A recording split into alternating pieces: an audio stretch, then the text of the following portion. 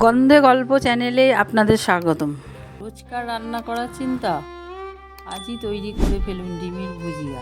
নিয়ে নিচ্ছি পেঁয়াজ কুচি, টমেটো কুচি এবং লঙ্কা কুচি। এরপর ডিমগুলো ভালো করে ভেজে নেব।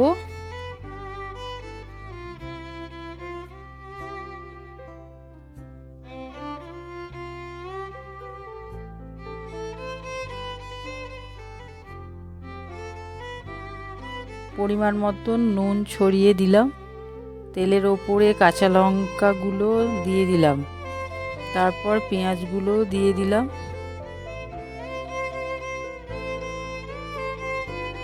অল্প একটু নুন দিয়ে ভালো করে ভেজে নিলাম। এরপর টমেটো কুচি দিয়ে দিলাম, ভালো করে নাড়াচাড়া করে দিয়ে দিলাম হলুদ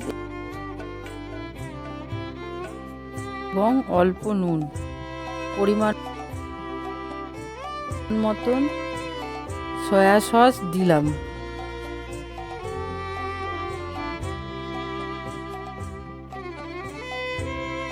পরে টমেটো সস দিলাম। একটু নাড়াচাড়া করে ভাজা ডিমটা দিয়ে দিলাম। অল্প নেড়ে নামিয়ে নেব। গরম গরম রুটির সাথে ডিম ভুজিয়া জমে যাবে।